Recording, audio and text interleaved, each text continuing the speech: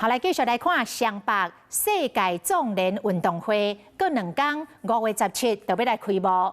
阿公要送予选手的大礼包，有一个智慧型的手表啊，竟然是中国制品，但是明明都有规定禁止中国制产品。到底这个其中出什么问题呢？台北市长蒋万安讲已经在调查，那违约就依法处理。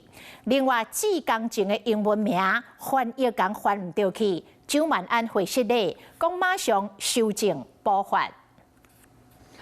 万安，对不对？我们第一时间以后大家叫你 Safe 哥，我们就即刻做了更正。蒋万安一里边炒广告，因为西中文跟2天特别开幕，也唔过4工前的翻译说出包。王洪夫，你给人家翻成什么 ？Home Husband One， 再来王德全 Get Right King， 按照这个翻译的标准啊，我请问市长，你的名字难道叫做Talk 10,000 Safe 吗4工的名字，互翻译甲乱七八糟。蒋万安一时加嘴变鸭嘴，也唔过出包的，阁唔能这件代志。议员发现似乎送予选手参赛的大礼包中，智慧青菜种地，方发现竟然是中国制造。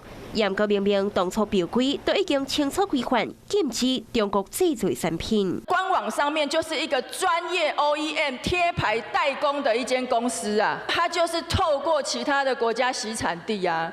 就是中国货啊！网友找出淘宝顶管的产品，甲似乎提供西中文的手表啊来做比较，除了挂包装无同，所有阿爸放的位置同款，说明书内底内容甲位置嘛拢差不多，警察加一个西中文的 logo 尔。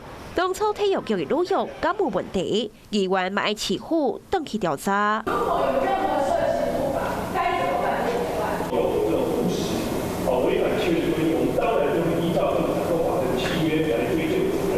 西中文的开幕特别到啊，也唔过感情敢若有一堆问题，也未处理好势。Hello， 我是林明瑞。想要抢先掌握最及时的新闻资讯吗？赶快订阅、按赞、开启小铃铛，锁定我们华视新闻的 YouTube 频道。